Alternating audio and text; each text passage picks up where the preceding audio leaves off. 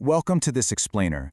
Today we are doing something really cool. We're taking historical wisdom and transforming it into highly actionable life lessons that you can literally apply to your life right now.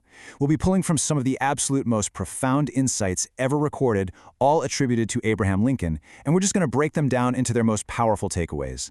Let's get right into it.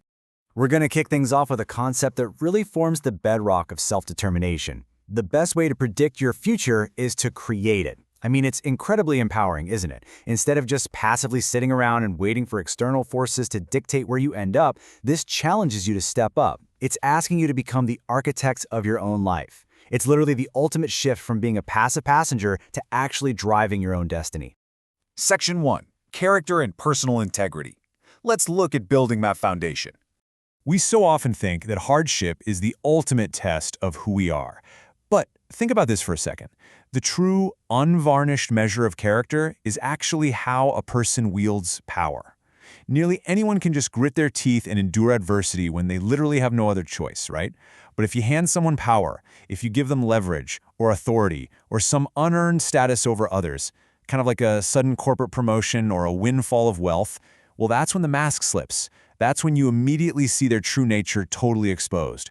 And that leads us perfectly right into the actual mechanics of integrity. The source material points out that it's far better to be a little nobody than an evil somebody. And practically speaking, honestly, lying just requires way too much mental bandwidth. No human being has a flawless enough memory to be a successful long-term liar. The sheer cognitive load of constantly keeping track of all those falsehoods is just exhausting. So telling the truth isn't just the morally right thing to do, it's vastly easier to manage, and it completely frees up your mind for actual productive work.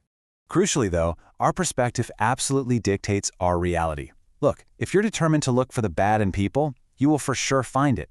We all face the exact same daily annoyances. We can either choose to complain that rose bushes have thorns, or we can choose to rejoice that thorn bushes have roses.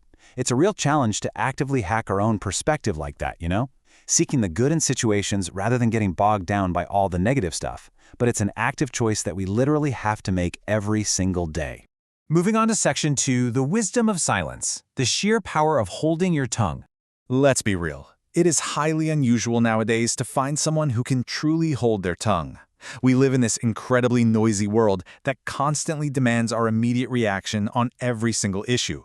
But there is immense, profound power here. The quote goes, "Better to remain silent and be thought a fool than to speak out and remove all doubt."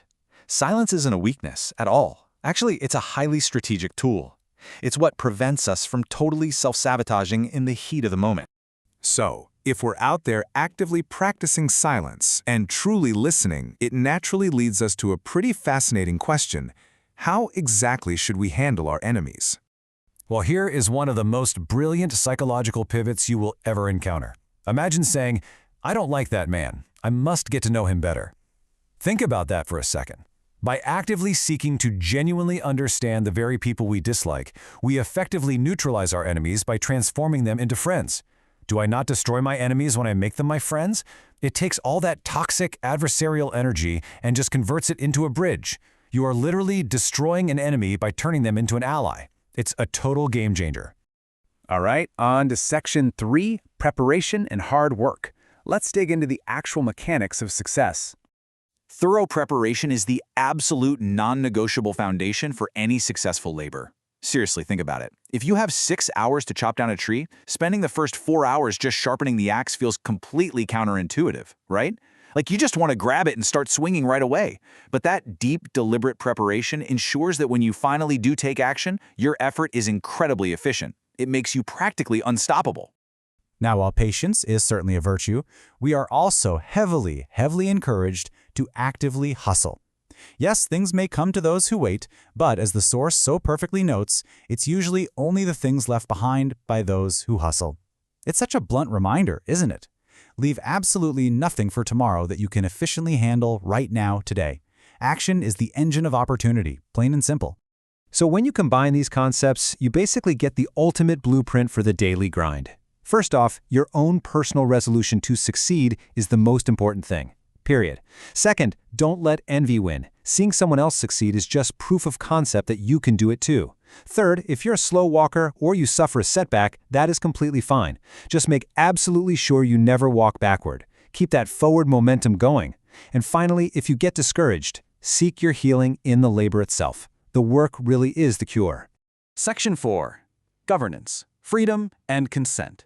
This is all about our broader role in society.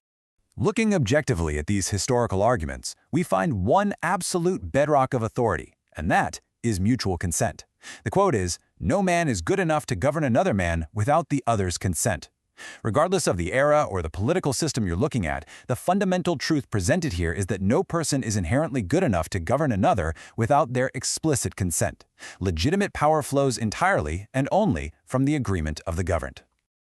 Following that exact same logic, the source text provides a brutally effective test for hypocrisy. It mentions a strong impulse to see slavery tried personally on anyone who actually argues for it.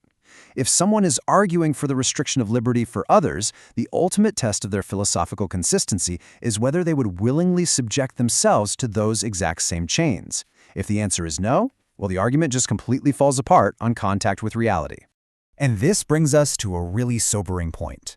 The greatest threat to a free society isn't necessarily some foreign invader knocking at the gates. It's actually internal decay. It's a faltering of principles from within. The idea is that if freedoms are lost, it is because we destroyed ourselves. A society that loses its freedoms fundamentally destroys itself by just abandoning the very foundations that made it strong in the first place. It is a very stark warning about macro-level self-sabotage. Plus, in public life, deception absolutely has an expiration date. As the famous saying goes, you can fool some of the people all of the time, and all of the people some of the time, but you cannot fool all of the people all of the time. It perfectly reinforces exactly why that personal integrity we were talking about earlier is so utterly vital. A society built on consent requires truth, because eventually, trust me, reality always catches up. Finally, we arrive at Section 5, confronting sorrow and mortality. Let's look at this universal human experience. Instead of living in perpetual fear of the end, consider this shift in perspective.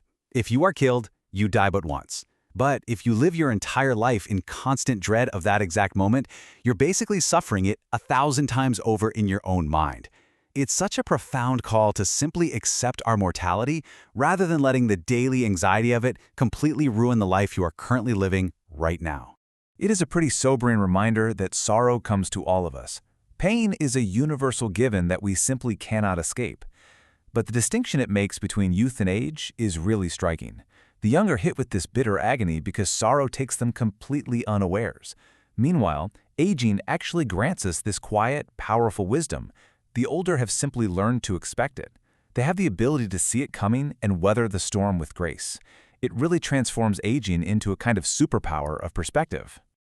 So, if we step back and compile all of these incredible insights, it points to one ultimate priority for your daily existence. In the end, it is not the years in your life that count, it's the life in your years. Honestly, it really doesn't matter how long your timeline is. What actually matters is the density, the joy, the purpose, and the integrity that you've packed within it. As we wrap up this explainer, I want you to take a moment and genuinely ask yourself, are you just surviving right now, or are you thriving and actively creating your own future? Are you just adding years to your life, or are you adding life to your years? My challenge to you is to apply these timeless lessons today so you never have to look back and regret missing the opportunity to truly live them.